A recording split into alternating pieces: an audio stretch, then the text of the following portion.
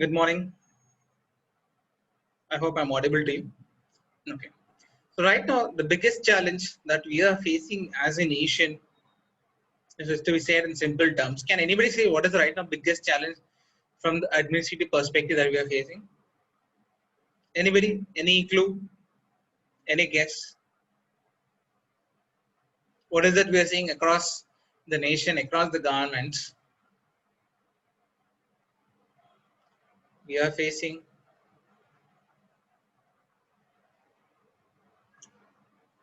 policy paralysis.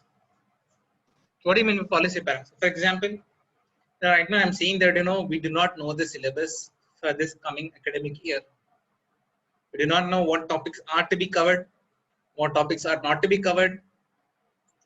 Government itself does not know what are the steps that are need to be taken further so that students do not go on to lose the academic year. Government itself is not sure about whether to conduct exams or no. Government itself is not in a position to tell at least the next 1 month or so to tell that whether classes would start offline or no. So what is this all? This total uncertainty where there's no clarity. All this happening because of what? Reason of policy paralysis. And who are the people who are majorly involved in the policy making? Come on, take a guess. Who are the people who are involved in policy making? Bureaucrats. Uh-huh. Bureaucrats. Can you be louder? I can't hear you. Bureaucrats. The bureaucrats. The bureaucrats, they're nothing but they're all usually they're from the IAS category, right? Now the bureaucrats are involved, their major job is policy making. Now the bureaucrats go on to assist whom? Whom is that the bureaucrats assist? Ministers. Yes, the ministers. Politicians. More appropriate word is ministers, the elected representatives, right? The ministers are part of the government. So the IAS officers go on to assist the ministers, and the ministers go on to legislate.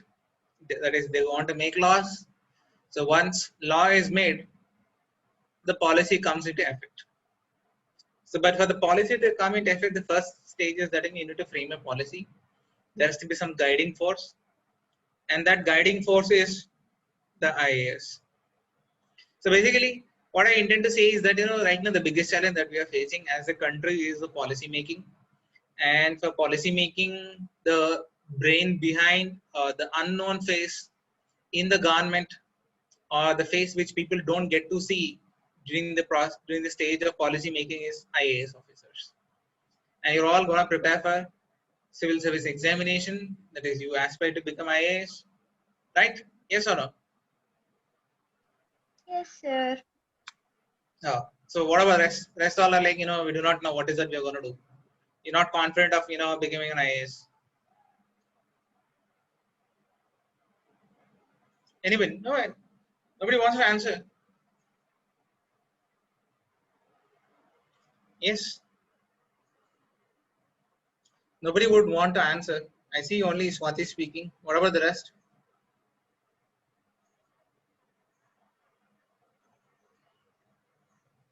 Come on. None of you want to speak. That's very bad. Now, if you're not in a position to speak in the class, not in an online class, I wonder how is that you are as per, how is that you are not going to become IAS officers? I do not know how is that you're going to give interviews. Come on. I am not even able to see your face. So you can speak.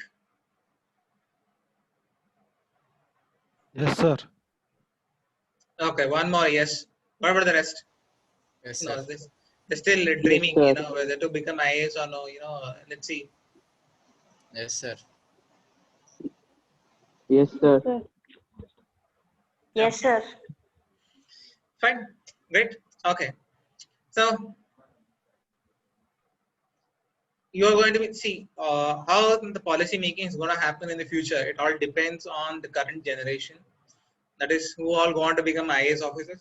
You are the part of the current generation. You are the ones who are going to write examination. So once you become IAS, you are the people who go on to be involved in the policy making? Yes or no? Yes. Fine. So let's have a quick, understanding of, what are the levels in the, what are the scope. How is that you can make a career in UPSC through the civil service examination, right? Now, civil services. So anybody who works for the government is called a, anybody who works for the government is called a, anybody, Civil servant. civil servant, right? Right from the, the topmost IAS officers, say, bottom you have the sweeper, right? The municipality staff, or I would use a better word, municipality staff.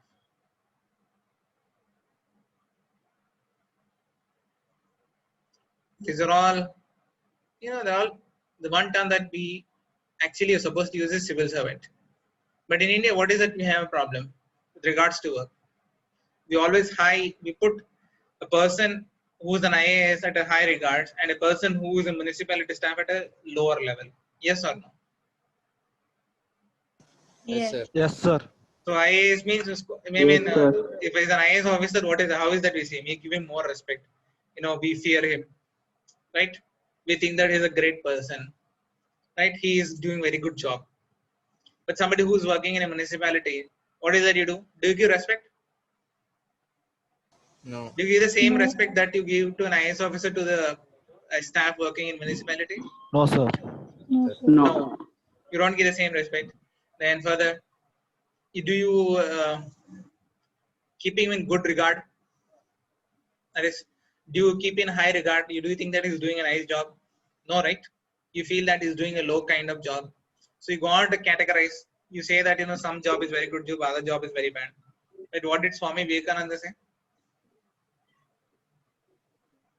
What did Swami Vivekananda say?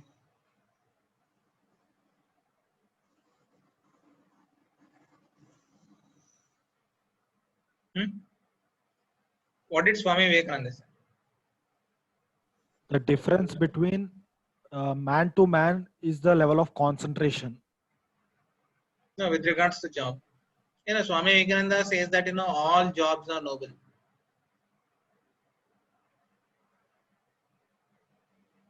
Right? Each one has their own contribution. Every job is a job. Work is work. Right? So whether you are a sweeper in a municipality, or you're a clerk, or you're an IAS officer, or you're the prime minister, each job is noble. Or whether you're a car driver, or whether you're a truck driver. See, go to US. For example, we keep seeing we keep hearing about United States. In United States, people don't have this classification, where they regard a municipality staff at lower level and an IAS officer at a higher level. Everybody is treated as same. Everybody is respected mutually. Every job is respected. Right? But such an environment you don't find in India. So coming back, so all of these are called civil servants. Now, in order to become a civil servant in India, the way how you go on to become civil servant is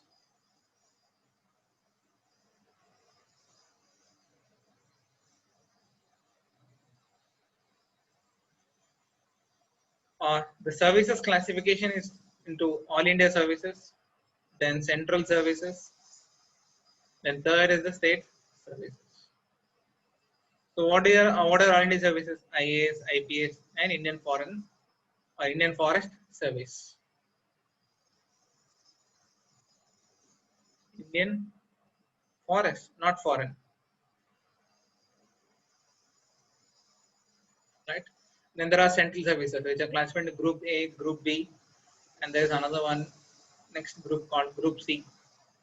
And fourth category is the Group D. Similarly, for the state services, that is where the recruitment happens at the state level. You have Group A, Group B, Group C, and Group D. Okay. Do you get any disturbance? Are you getting any disturbance from my side? Yes, sir. Like the speaker thing. Background. No, sir. I'm feeling very good. Okay, it's very good. Fine. Because I just have a small machine working on my side. Small machine in the sense somebody is using a cutting machine. Fine. Okay. So the jobs are again classified the central level into Group A, Group B, Group C, and Group D. Right. So Group A, you have for example, here you have the Indian Foreign Service.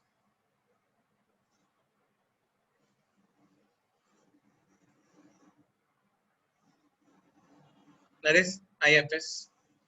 Or you have Indian Economic Service, IES. Or you also have Indian Engineering Service, again called IES. This is Economic Engineering. You have another simple like IR, Indian Railway Technical Service. Like that, there are so many 30 odd jobs are there, which are all part of Group A or Group 1. Right? You keep hearing right Group 1 job. So Group 1 job is nothing but Group A. Then again you have Group B. So Group B is like inspector, right? Or a tax assistant. Right? So these are all part of the Group B. Then Group C, you have the clerical staff, like the accountant.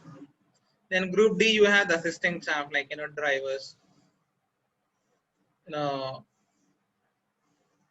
the scavengers. Who are scavengers? The people who are involved in the cleaning process, or simply saying the maid, right? They're all part of the Group D.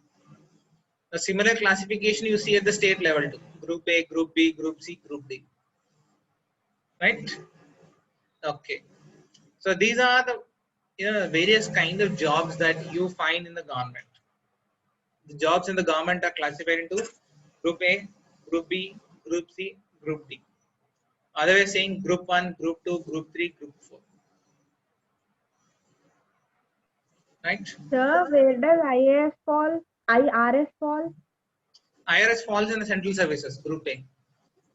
Okay, sir. Okay, just hold on.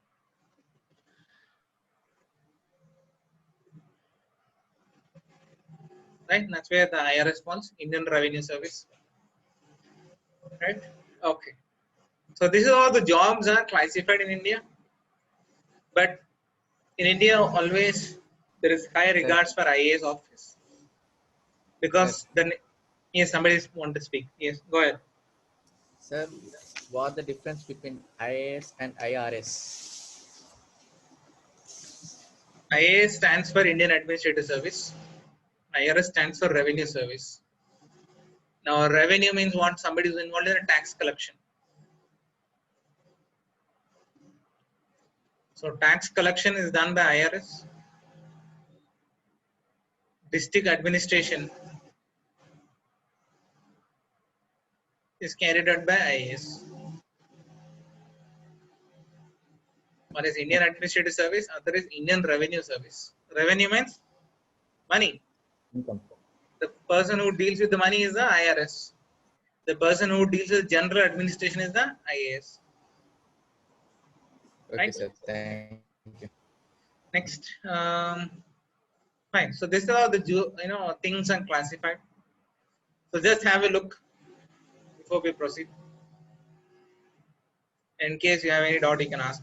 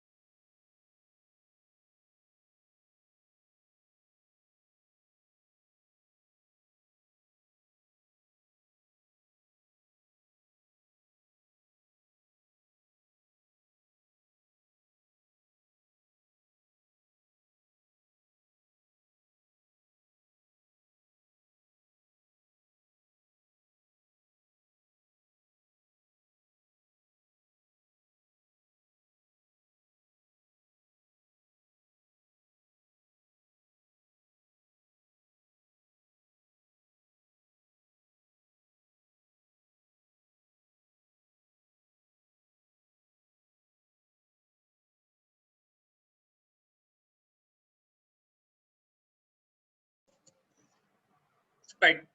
There's no doubt, right? Fine. Let's move on. Now, what is our goal? What is the purpose of joining this course? Right? What is the purpose? Our purpose is to become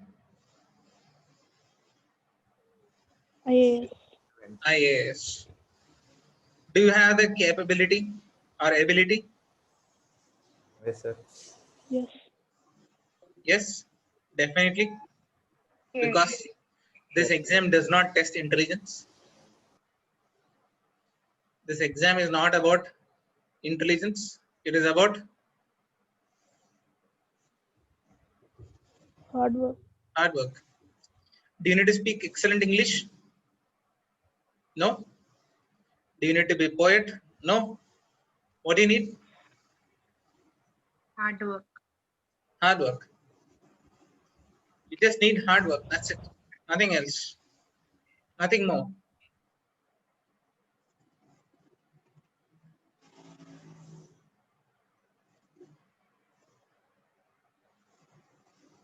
So we shall be bothered more about IAS. We shall be more bothered about how is that we're gonna crack IAS examination. Now, when it comes to the scheme of examination, it's a 3-stage exam. It's a 3-stage examination. At the first stage, you have what is called prelims. Second stage, you have the mains. And the third stage, you have interview. Yes or no? Right. Okay. Which are the most difficult part? Qualifying prelims. The next biggest hurdle is mains. The next biggest hurdle is interview. Okay. So stage 1 prelims, stage 2 mains, stage 3 interview. So if you qualify prelims, you can write mains. If you qualify mains, you can attend the interview. Right? Okay. Abhi, what is that is there in the prelim stage? Right? I hope all of you are comfortable in me in speaking only completely in Telugu, or in between. Do you want me to use Telugu? Sorry, completely speak in English. So do you want in between me to speak in Telugu? We are comfortable with English, sir. Oh, you're comfortable. Okay, so fine. So in the prelim stage, there are 2 papers. Paper 1, you have GS, right, which is a merit paper. So that's like 100 questions. 100 questions, each question 2 marks, so it will be 200 marks. So merit paper, in the sense, it will decide, it is part of the evaluation. That is evaluation for what? Ranking. So if you have to rank the students, on what basis you're going to rank? You're going to rank them on the basis of marks that you get in the general studies paper. Then there is other paper at the prelim stage, which is called the CSAT, Civil Service Aptitude Test. It's just a qualifying paper. That is, you just need to get 66.7 marks out of the 200 marks, which is nothing but how much? 1/3. You just need to get 1/3 of the marks, right? Then the CSAT marks will not be counted for deciding the cutoff. So I said, as I said earlier, if you qualify prelims only, you can write mains. If you qualify mains, that's when you can attend the interview, right? So 1/3 of the marks is what is needed for you to qualify the CSAT paper, and then GS paper 1 will be used for the evaluation as a merit paper to rank you. So depending upon your category, you will be ranked. So each category will have a separate cutoff, right? Okay. Then comes the, so thinking that you qualified now prelims, you have the mains papers. How many papers are there in the mains? There are 9 papers. 9. So it is a big task. You have to write 9 papers. So it's like each exam 3 hours. So like 27 hours, which is spread across 1 week. In a period of 1 week, you're supposed to write this exam. So let's see again. In the main stage also again you have merit papers and qualifying papers. So I explained the difference between merit paper and qualifying papers. Merit paper is used for ranking the candidates. Qualifying paper is only qualification. Here's a doubt you might have. What if we fail in qualifying paper? If you fail in qualifying paper, they will not evaluate your merit papers. So qualifying paper compulsory you should pass.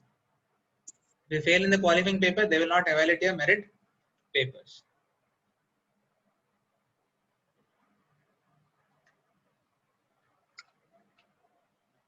Okay. So what are the various merit papers? The first merit paper is essay, and each essay is 125 marks.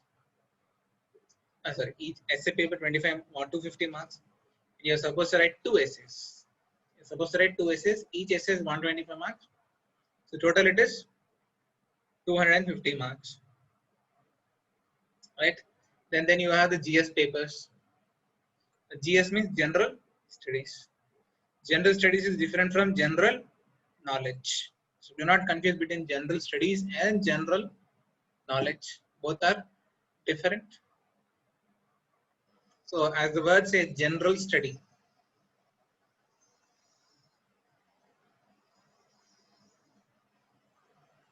That is, in general, you go on to study about a particular topic. That is general study. General knowledge is nothing but memorizing facts.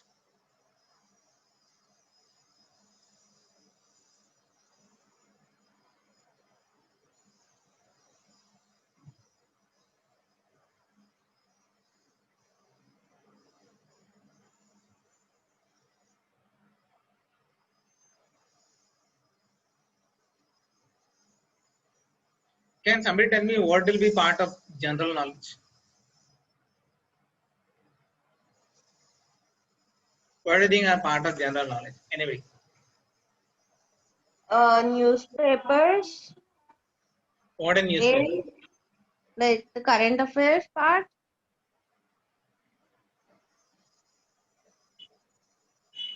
And NCRT, right? The better answer.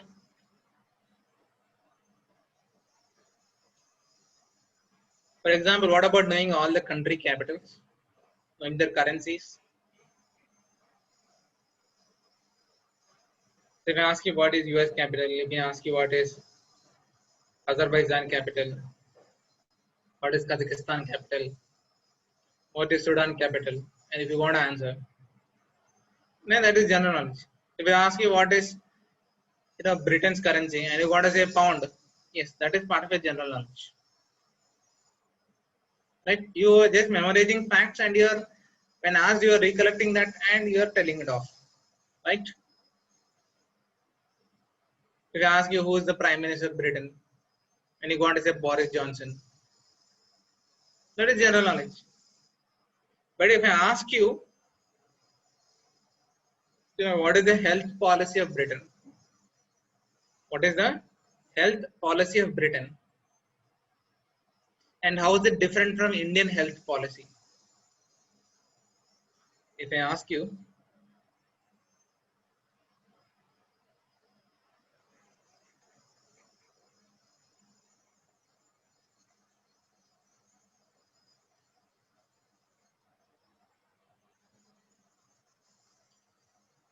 a question,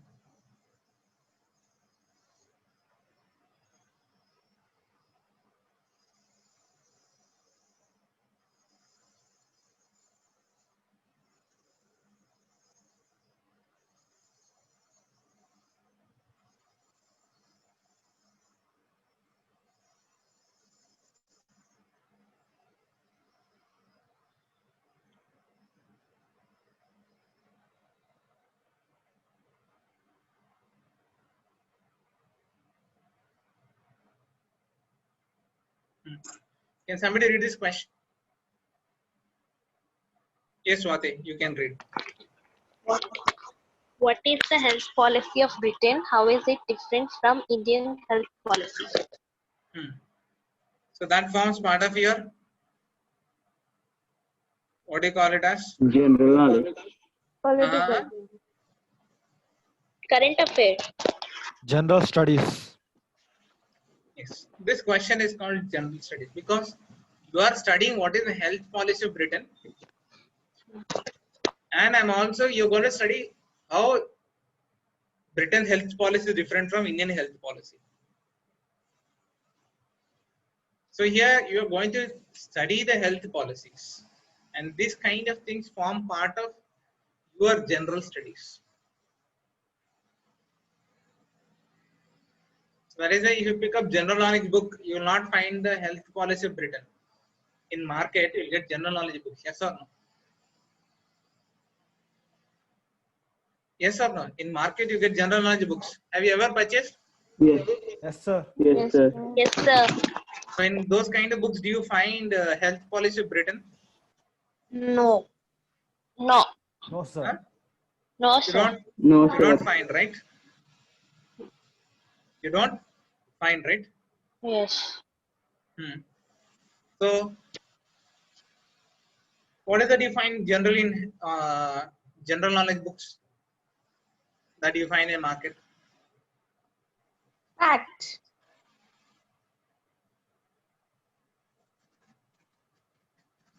Hmm? Facts. No. You just tell me what is that you find in the general knowledge books.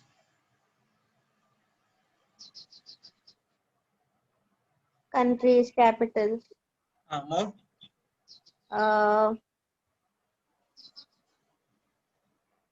We find Prime Minister, current affairs like presidents, prime currencies. ministers.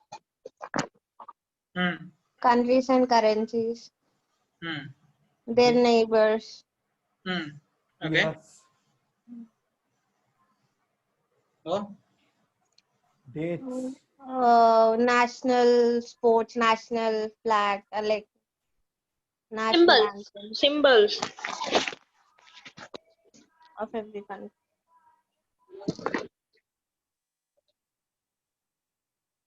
Population of countries. Hmm. More.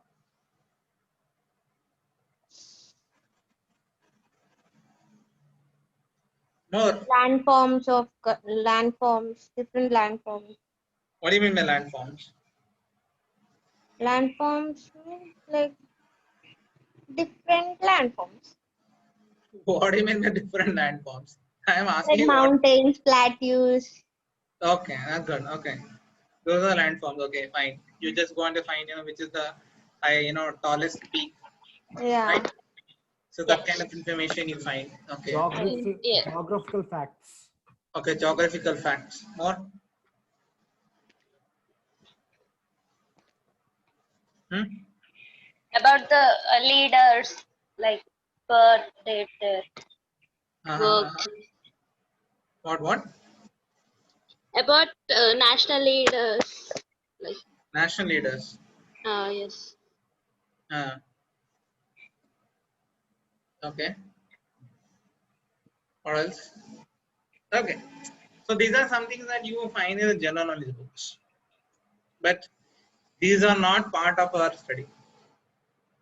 These are just, of course, we need this general knowledge, but you don't need to know all the 100 currencies, all the capitals of all the countries, who are the prime ministers, presidents of these countries, right? All that is not required. You just go on to study various kind of things, and what you need to study as a part of general study that is mentioned in the syllabus. So these general studies are divided into 4 papers. Each paper is 250 marks, and in 4 papers you have, as I said, you have 4 papers. So totally it is 1000 marks. Okay. Now similarly, last merit, as a part of the merit paper, you have the optional subject. You have the optional subject. Now, what is something optional subject? Now, this is something that you need to choose. You need to choose from various kind of subjects that you studied during the undergraduation. What do you mean undergraduation? Degree level. So the different subjects that are studied as at the undergraduate level, like history study, economics, geography, political science, public administration, sociology, anthropology, Hindi literature, Telugu literature, right? Like that, there are around 45 plus subjects. There are around 45 plus subjects. Now you are supposed to choose any one subject and prepare this subject at the graduation level syllabus. And this subject knowledge is tested by way of 2 papers. Each paper is 250 marks. So total it is 500 marks. Right? That makes the entire merit papers how much marks? How many marks? So all these merit papers, how many marks you tell me? 8. 1750. Hmm. 1750. It makes 1750. 250 plus 1000 plus 500. 50. 1750 marks. Right? So this is your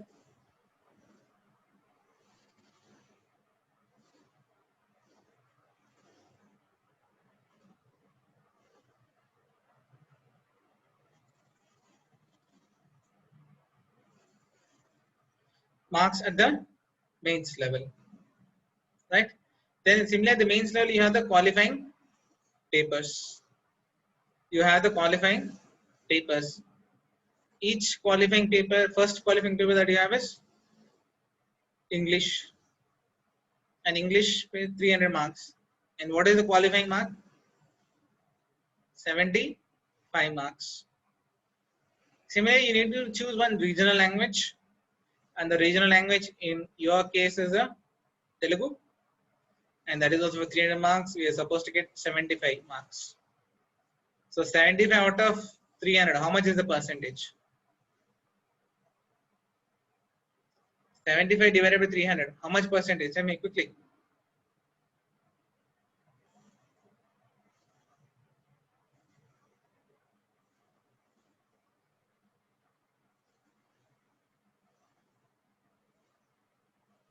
$25.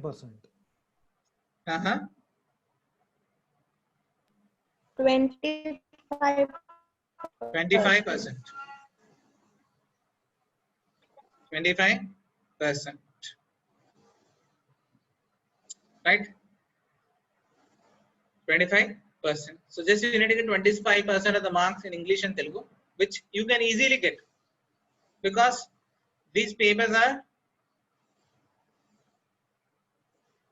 10th class level. Right? And then you have, once you qualify mains, that is based on the marks that you get in these 3 papers, again ranking of the individuals will be done, and based on that you'll be called for interview, and interview is for 275 marks,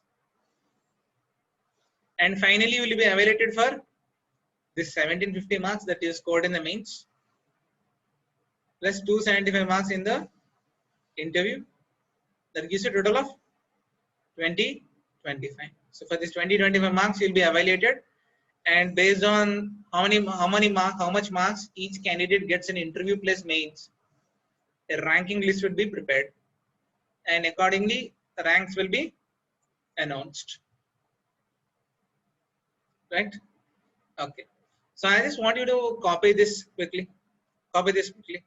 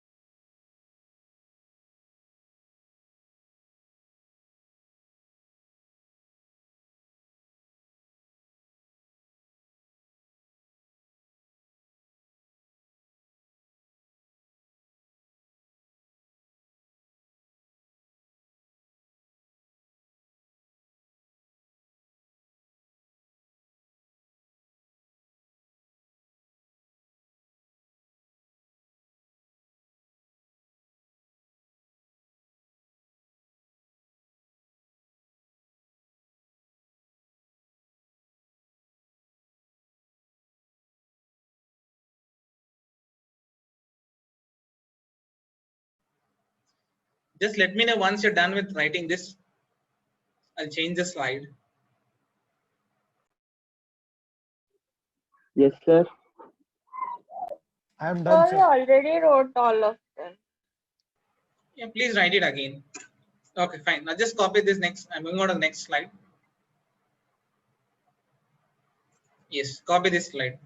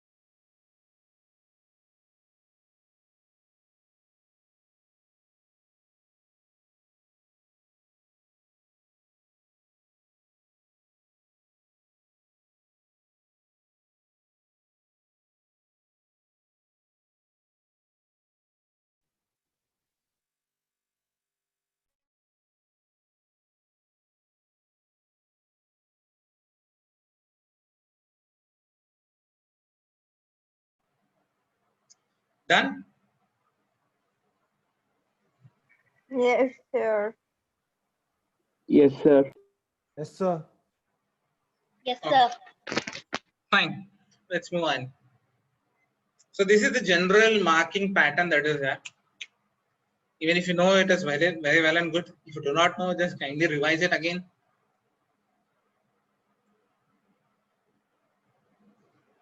Okay, let's come to the syllabus part.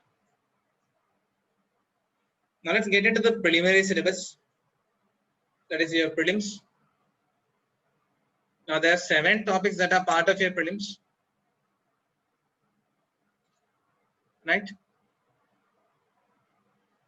The first topic, okay, is nothing but paper 1. This paper 1 is also called as general studies. Simply GS. Simply it's called GS. And this is a 2-hour duration paper. And how many marks? 200 marks. How many questions? 100 questions. Is there negative marking? Yes. Yes, Yes. one third. 1/3 is the negative marking. 1/3 is the marks allocated. Each question is 2 marks. So 2 into 2. So 2 by 3 is the negative marking for each wrong answer. And there are 7 topics. What are they? First one is the current events of national and international importance. Or simply put, this is nothing but the current affairs. 7th topic, you have history. That is history of India and Indian national movement. 3rd topic is geography. That is Indian and world geography. Physical, social, economic geography of India and the world. 4th topic is Indian polity and governance, which is nothing but simply called Indian polity.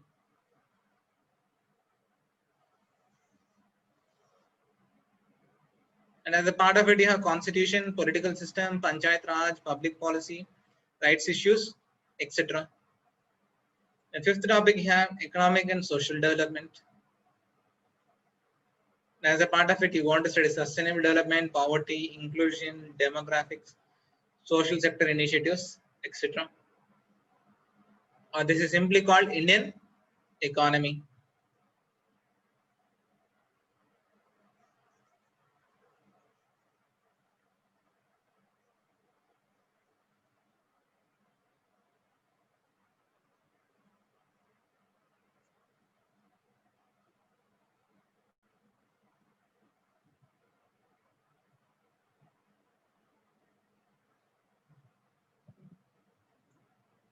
Right. And the sixth topic that here, general issues on environmental ecology, biodiversity and climate change. And the key here is that, it says that do not require subject specialization. That do not require subject specialization. So simply this is also called as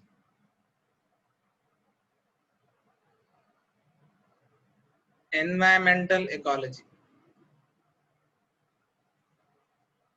Environmental ecology.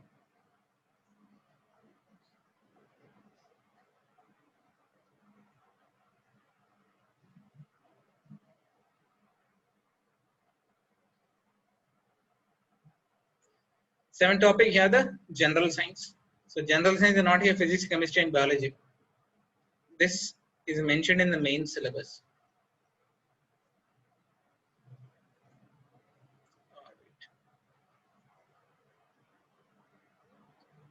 The general science is nothing but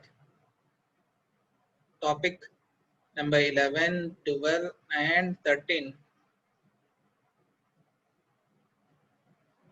in GS paper 3 mains. Now quickly copy these 7 topics, like the preliminary GS preliminary examination syllabus. Put this heading and write this.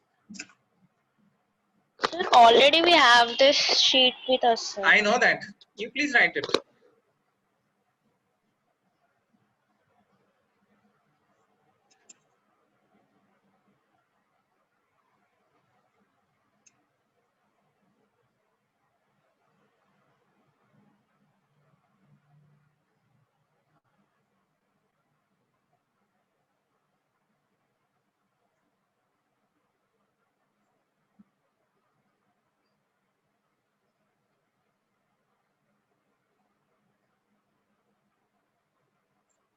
Once you're done with writing the 7 topics, please just let me know.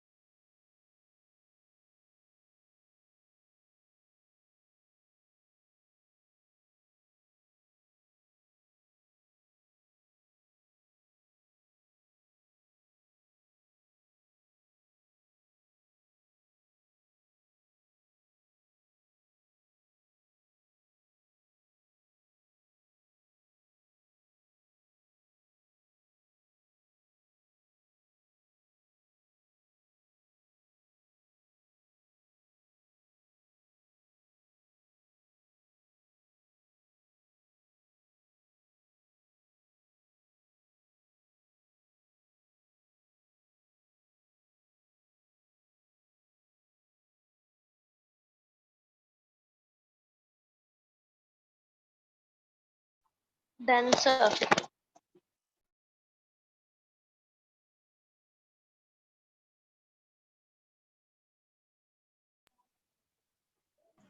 Done, sir.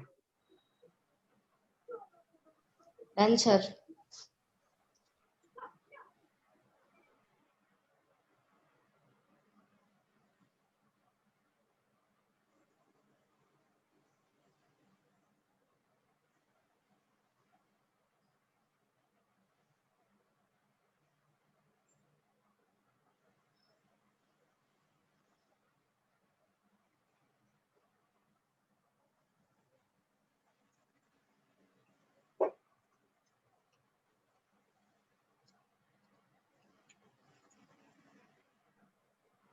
Okay, let's move ahead.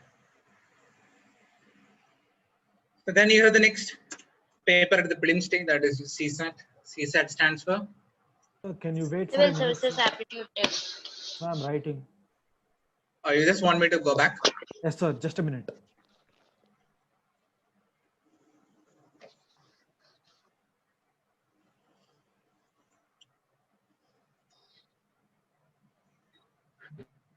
Done, sir. Okay.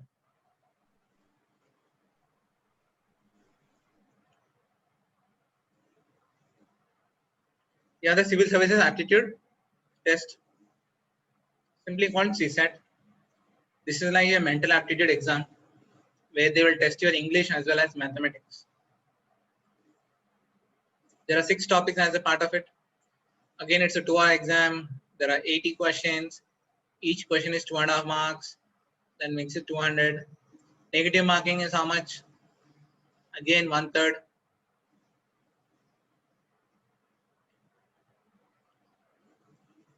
One third into 2.5. So 2.5 divided by 3, right? Yes, sir. Good point. That is like 5 by 6, right? 5 by 6. Okay. And what are 6 topics that are there? Comprehension. What comprehension? English comprehension. Next, you have English comprehension is they'll give you a passage. You have to read that passage. Based on that passage, they'll give you questions and you have to accordingly answer. Second, you have interpersonal skills, including communication skills. Third, you have logical reasoning and analytical ability. Fourth, you have decision making and problem solving. Fifth, you have general mental ability. Sixth, you have basic numeracy. So numbers and the relations, orders of magnitude, etc. at the class 10th level are asked. Then you have also data interpretation, charts, graphs, tables, data sufficiency, etc. I told this is a qualifying paper, 33% marks. How much is 33% of 200? 66.67. 66.67. Okay. So quickly copy this syllabus also.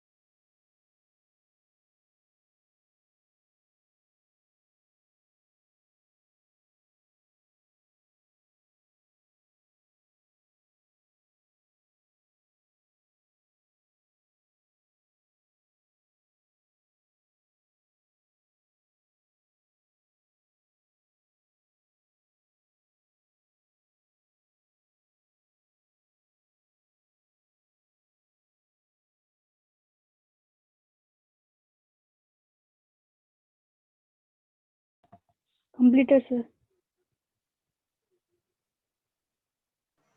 What about others? You're done? Done, sir.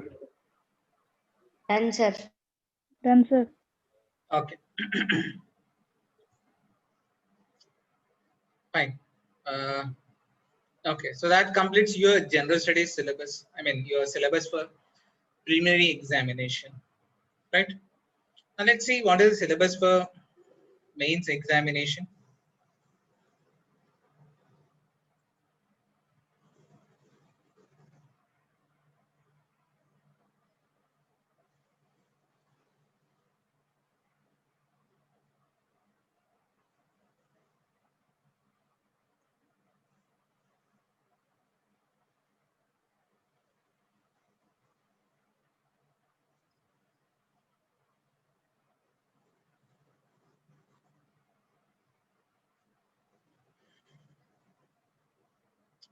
Okay, now let's get into the syllabus for mains examination.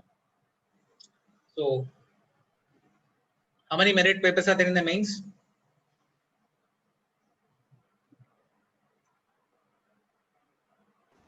9, sir.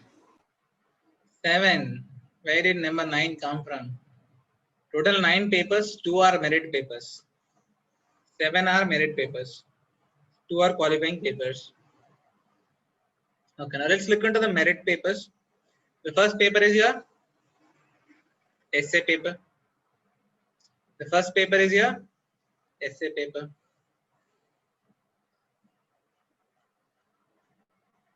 Right?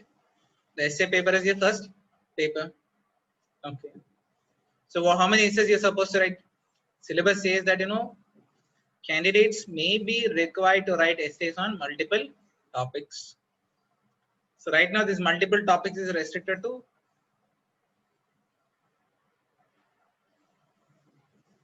2 topics. Sorry. Just hold on.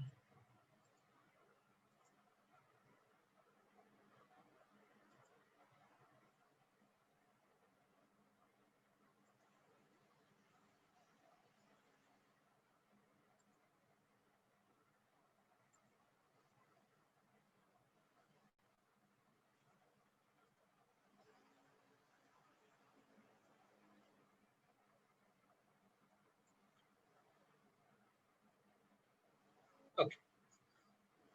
So candidates supposed to write essays on multiple topics. This multiple topics is restricted to 2 essays. Each essay is how many marks? Each essay is how many marks, gentlemen, ladies and gentlemen? 125. 125. 125. 125 marks. So that makes it 250. 250. 250 marks, right? So what is it for the syllabus says? They will be expected to keep closely to the subject of the essay, to arrange their ideas in orderly fashion and to write concisely. Concisely means smallly, right? To the point. Concisely also means you're supposed to write to the point. So whatever you want to write, whatever you want to convey, you should write it in simple language in small, least possible number of words, right? Okay. And what is that further? It says credit will be given for effective and exact expression. So the more clearly you write with regards to what your ideas are on a particular topic, the more number of marks you would get, right? So that completes your essay paper. Then there is paper 2, which is also called as GS paper 1. This is also called GS paper 1. As a part of GS paper 1, what is that? You have Indian heritage and culture, history and geography of the world and society.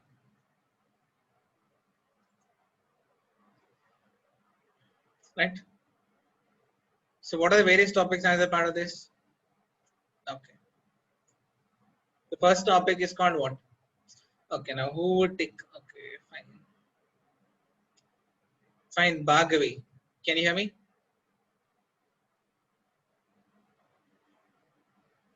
Yes, sir. Okay, just go on to read what you see on the screen. What is the first topic?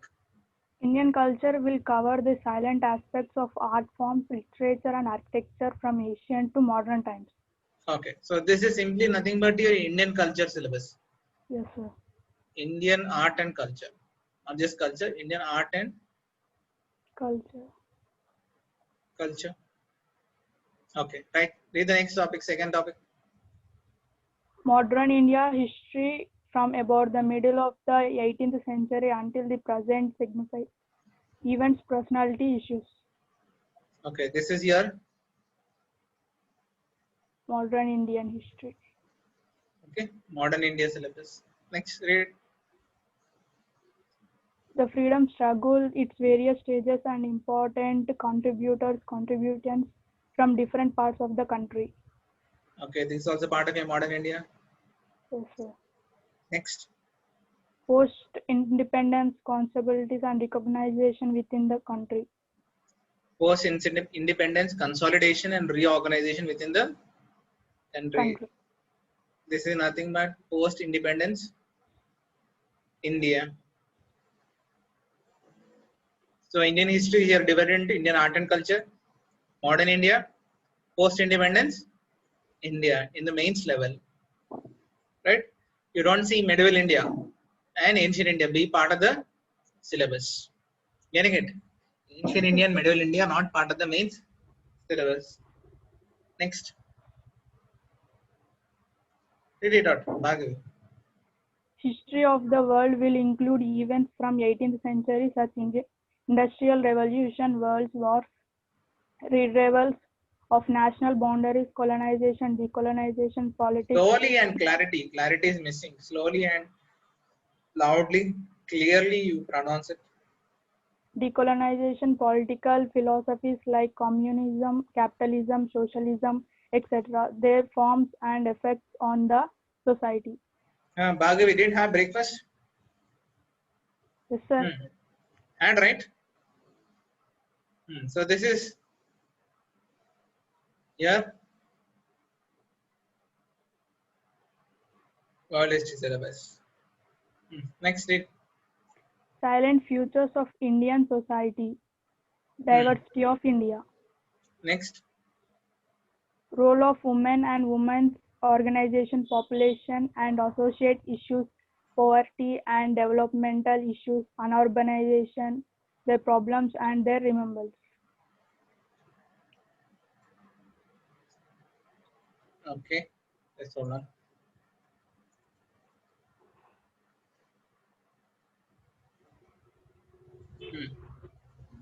Effects, Next topic. effects of globalization on Indian society. Okay. Next topic. Social environment, employment, communism, Hold on. What is that? Social. Read it out slowly. There's no hurry. empowerment, Social empowerment, communism, communalism, regionalism, secularism. and secularism. So these four topics part of your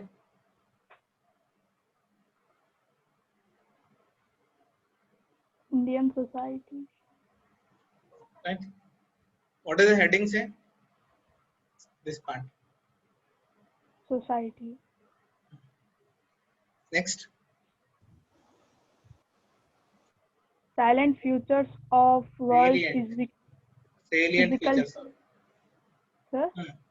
Salient features of world physical geography. Okay, sir.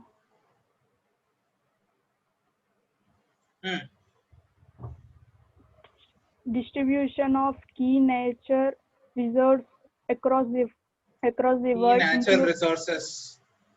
Key only, sir, I said. Key, not few. Distribution of key natural resources. Including South Asia and the Indian subcontinent. Factors responsible for the location of primary, secondary, and tertiary (SEC). tertiary sector industries. in various parts of the world, including India. Okay, next. Important geophysical phenomena such as earthquakes, tsunamis, volcanic activities, cyclones, etc. Geographical features and their location changes in critical geographical features, including water bodies and ice caps, and in flora and fauna, and Fauna. effects of such changes. Read slowly. Why is it? What is there in hurry? Why is it you want to eat words? Flora and fauna and the effects of such changes. So topic number 10, 11, 12 is part of your geography. Geography. So totally how many topics are there in GS paper 1? 12. 12 topics are there, right? Okay, this is your GS paper 1 syllabus. Okay. Let's move on to GS paper 2. Okay. Aishwarya, you read GS paper 2. Okay, sir. General Studies, Governance, Constitution, Polity, Social Justice, and International Relations. First one, Indian Constitution, Historical Underpinnings, Evolutions, Features, Amendments, Significant Provisions, and Basic Structure. Second one, Functions and Responsibilities of the Union and the States, Issues and Challenges pertaining to the federal structure, devolution of powers and finances up to local levels, and challenges therein. Third one, separation of powers between various organs, dispute redressal mechanisms and institutions. Fourth one, comparison of the Indian constitutional schemes with that of other countries. Fifth one, Parliament and state legislature structure, functioning, conduct of business, powers and privileges and issues arising out of these. Sixth one, structure, organization and functions of the executive. Functioning. Functioning of the executive and the judiciary, ministries and departments of the government, pressure group and formal informal associations and their role in the polity. Seventh one, salient features of the Representation of People's Act. Eighth one, appointment to various constitutional posts, powers, functions and responsibilities of various constitutional bodies. Ninth one, statutory, regulatory and various quasi-judicial bodies. Okay, hold on. So all these first 9 topics form part of your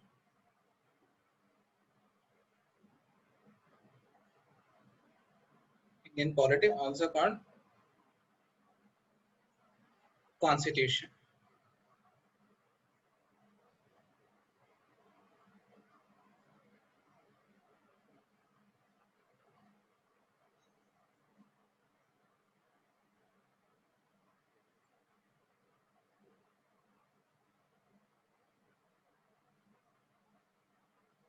Right, Indian polity or Constitution. Next. Shall I read, sir? Hold on. So this is part of your Constitution and polity. Okay. Right. Next. 10th one. Shall I continue, sir? Continue, please. Government policies and interventions for development in various sectors and issues arising out of their design and implementation. 11th one, development process and the development industry, the role of NGOs, SHGs, various groups and associations, donors, charities, institutional and other stakeholders. 12th one, welfare schemes for vulnerable sections of the population by the center and states, and the performance of these schemes, mechanisms, laws, institutions and bodies constituted for the protection and betterment of these vulnerable sections. 13th one, issues relating to development, and management of social sector or services relating to health, education, human resources. 14th one, issues relating to poverty and hunger. 15th one, important aspects of governance, transparency and accountability, e-governance, applications, models, successes, limitations and potential, citizens charters, transparency and accountability and institutional and other measures. 16th So one, hold on. So 10th, 11th, 12th, 13th, 14th. These are all part of your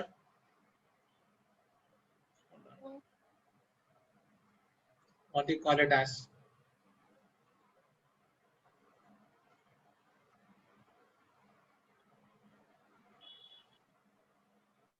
Social justice. Social justice. justice. You see this right? Right? Okay. Next 15th one you read. Next. Next. Read 15th again.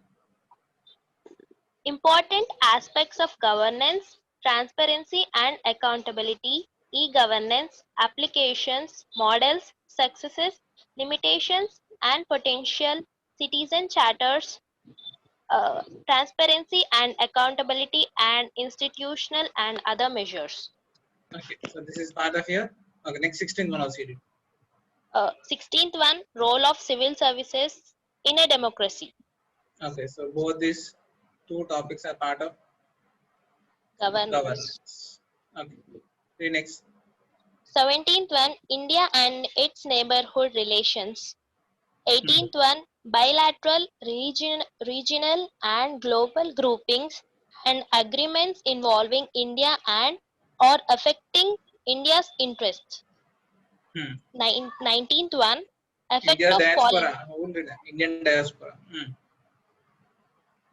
19th one, effect of policies and politics of developed and developing countries on India's interest, Indian diaspora. Diaspora. Diaspora.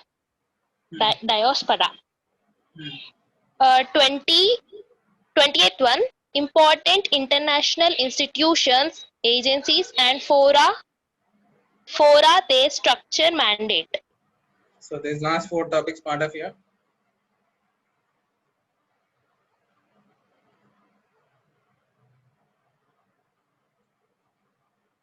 international relations. You have this right?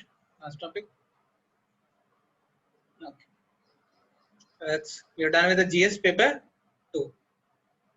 Next you have the GS paper 3. Now who can read? Shashikar.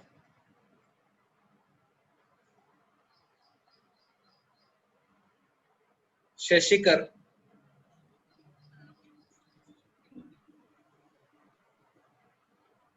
Can you speak?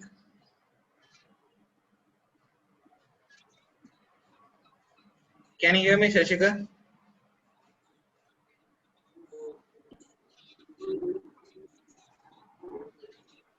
Sir, Yes, Aishwarya. so what is the meaning of diaspora? When you say Indian diaspora, it means people who at one point of time were associated to India. Okay, sir. So Indian diaspora means, for example, people living in United States and having their roots in India. Okay, sir. Yes, Shashika. Please read the General Studies paper 3 syllabus. What is the heading? First read out the heading.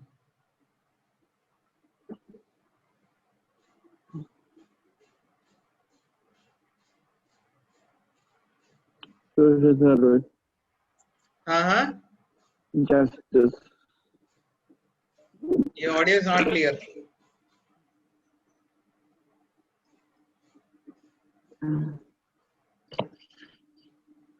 Okay, let's not waste time. Let's move on to Pawan Kumar. Pawan Kumar, read out please. Read out GS paper 3. General Studies paper 3. Louder. Technology. We can't hear you.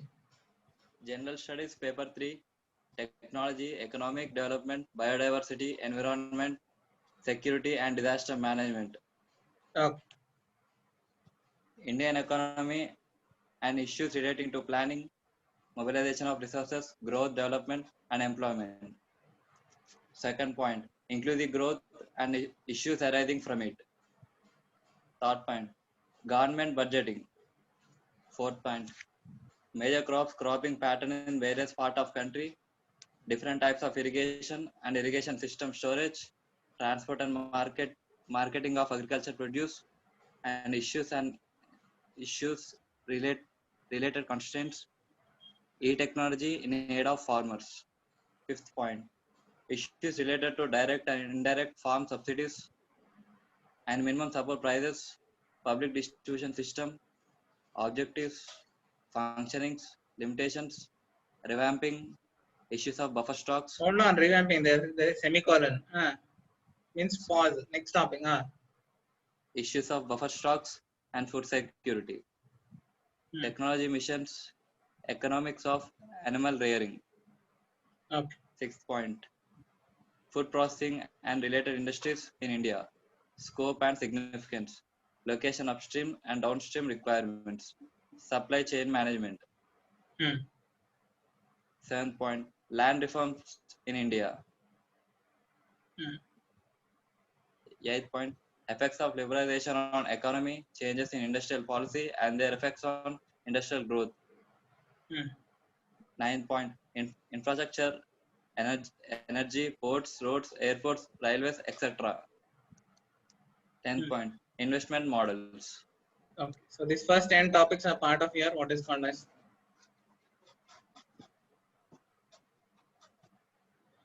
Indian economy or Indian economic development. This part. Okay. Next. 11th point, science and technology developments and their applications and effects in everyday life. 12th point, achievements of Indian in science and technology, indigenization of technology and developing new Indigenization technology. of technology. And developing new technology. 13th point, awareness in fields of IT, space, computers, robotics, nanotechnology, biotechnology, and issues relating to intellectual property rights. 14th point, conservation. Hold on. So topic number 11, 12, 13 form part of your science and technology. I also said this is part of its syllabus. Topic number 11, 12, 13 also part of its syllabus. Prelims 7th one GS studies. Yes. Part of the general science.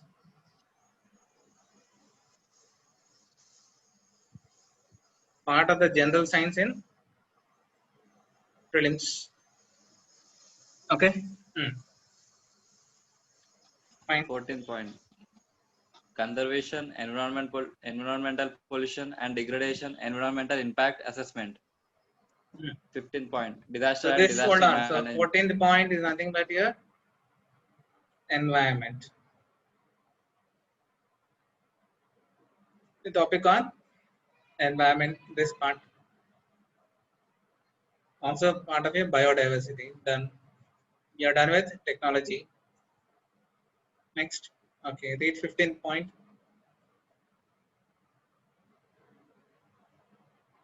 Fifteenth topic.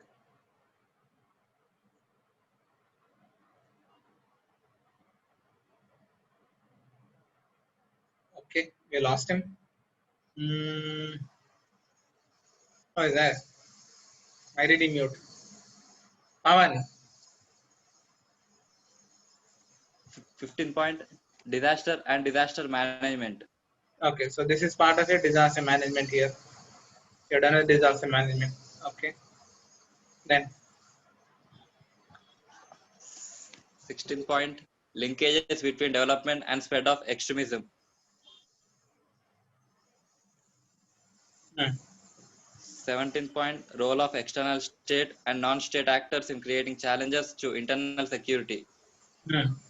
18 point, challenges to internal security through communication networks, role of media and social networking sites in internal security challenges, basics of cyber security, money laundering and its prevention. 19 point, security challenges and their management in border areas, linkages of organized crimes with terrorism. 20, various security forces and agencies and their mandate.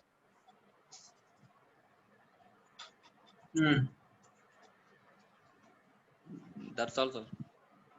Okay, so this topic number 16 to 20 are part of here.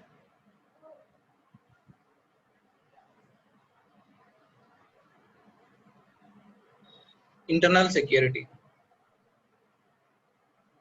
Internal security. Okay, so there are 20 topics in GS paper 3, 20 topics in GS paper 2. Okay. Who can read? Shiny.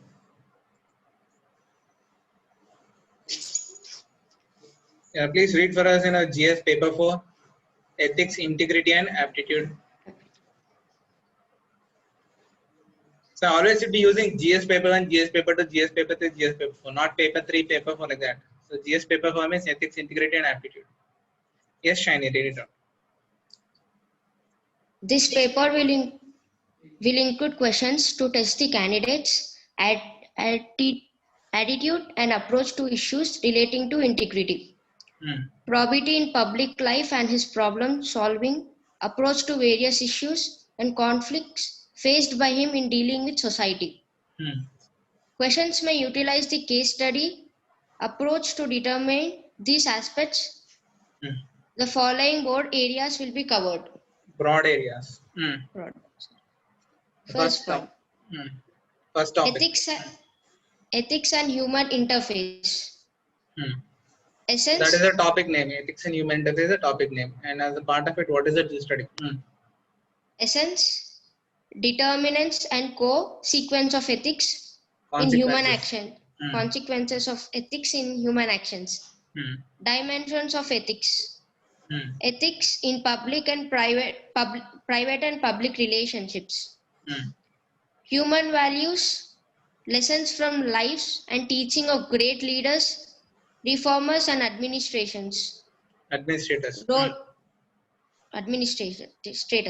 Role of family, society and education institutions in including values.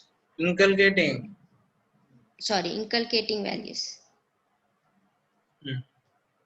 Second one, attitude, content, structure, function, its influence and relation with thought and behavior.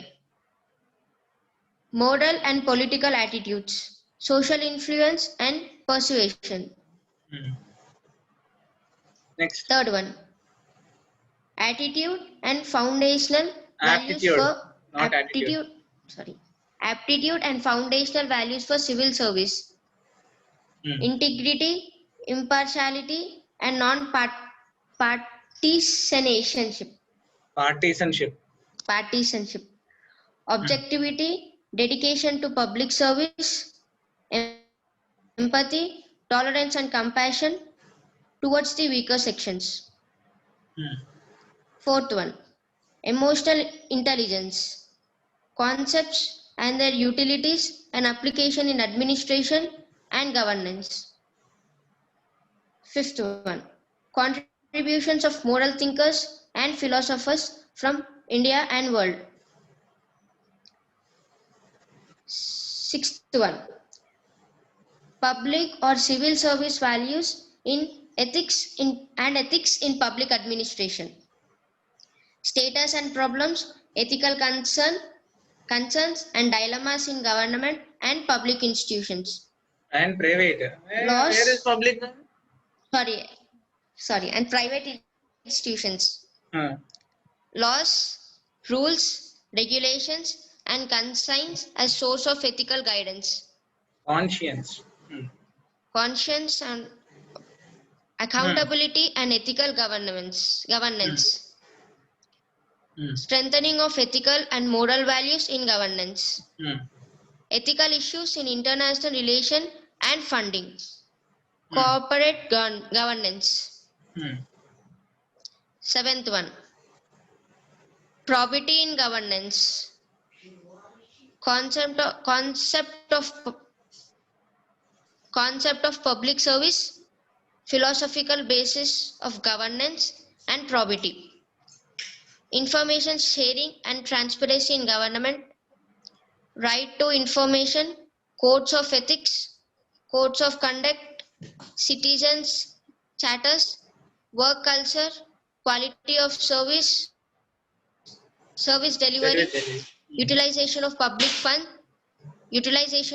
funds, challenges of corruption. Eighth one, case studies on above issues. So the 8 topics in it, yes, paper 4. So that completes your mains syllabus for all the merit papers. Of course, optional subject that we have not discussed here, because that is subject which you have to choose, because there are almost 45 plus subjects, and based on your subject interest, you'll have to check out the syllabus for that, right? Okay.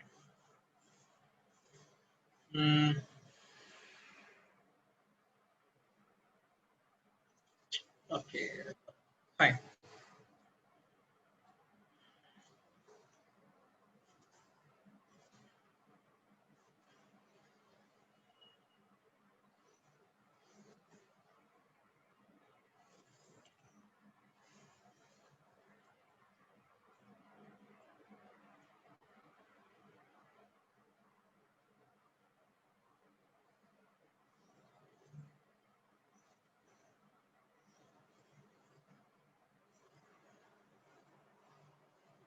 Okay. Now this is a website on neetipedia.com.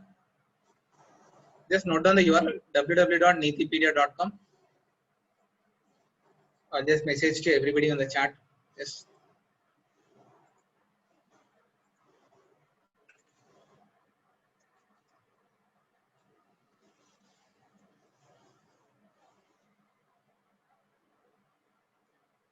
Right.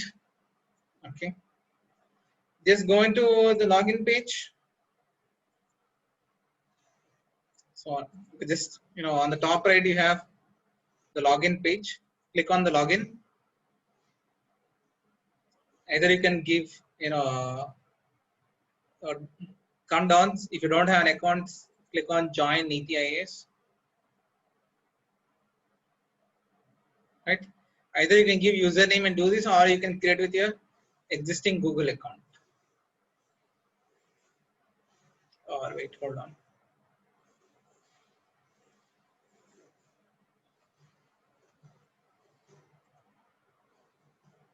Just click on logging the Google, and you can create an account for yourself.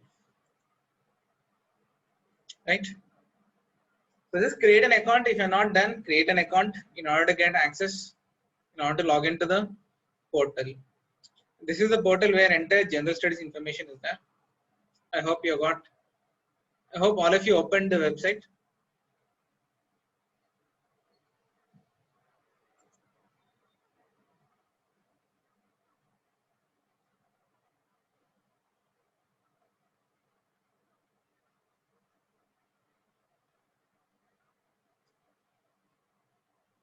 Okay, create an account, log in, right?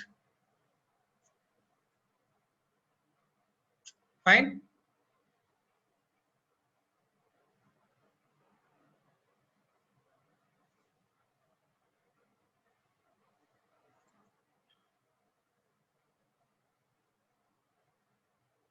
There, yes or no? Can you guys hear me? Yes or no? Yes, sir. Yes, sir. Okay, Yes, sir. create an account here on neetipedia.com. Then log in. Once you create an account,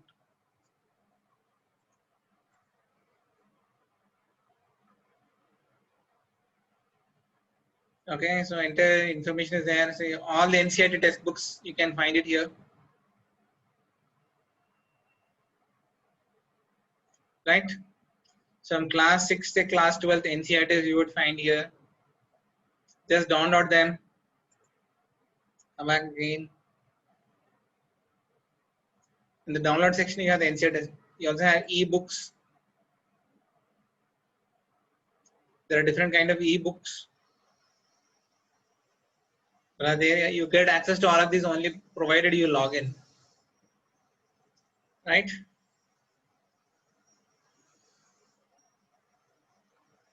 Okay.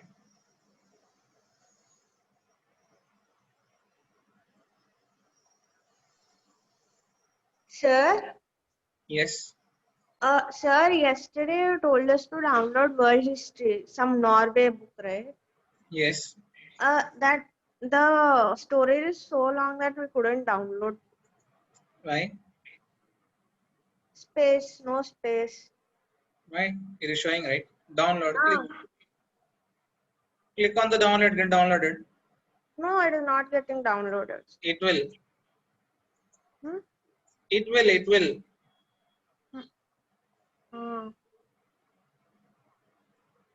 Right. If you're not able to do, you will take your help from your friends on how to download it, or just Google it. No, sir.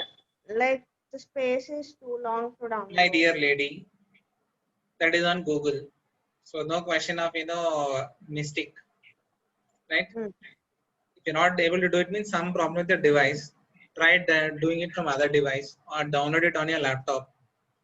Okay. Okay. Fine. Okay. And I suggest you that buy real textbooks. Do not read ebooks. Ebooks are only for ready reference, for searching any content, right? But otherwise, generally buy textbooks. Okay. So another next task for you when you meet in the next class is that you would write the entire syllabus 10 times, right? And you would be given an option to upload your papers. We'll give you soon. You'll get an access to the app, and app you'll get all the material. Similarly, the neetipedia.com is there. Here also you'll get a lot of material, right? So meanwhile, write all 10 times the syllabus for prelims as well as the mains. And Saturday we'll have a full syllabus test, where under the surveillance of the cameras, you will sit in front of the camera and write the entire syllabus. So today is Wednesday, Thursday, Friday. So 2 solid days you have to prepare for this, because anyways Thursday and Friday we do not have any class. Saturday you would just sit for the exam, right? And meanwhile we'll let you know the textbooks that you need to purchase. Information will be communicated to you via WhatsApp, right? And from Monday onwards you would have your regular classes once again, right? So anything related to academics you want to ask, you can ask me. Else, this is for today, and you shall have your exam on Saturday at 10 a.m. Please be ready with your webcams, right? And we'll also tell you we'll send you a answer sheet. Just download the answer sheet, get printout of it, write on those papers, and submit them back on the website. Everything will be provided, a link and all, right? So just hold on. In order to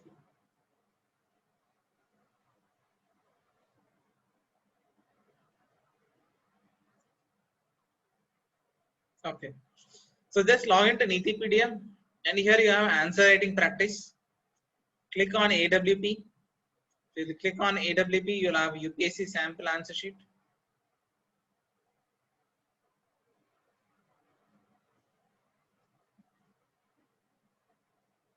Right? And click on this just to download the PDF. And take a printout out of this, front and back to back printing, and write on these papers. And this will be an answer sheet. Any doubts about that?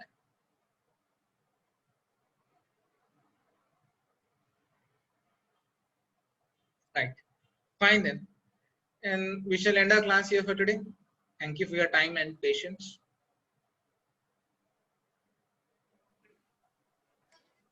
Sir, you are good.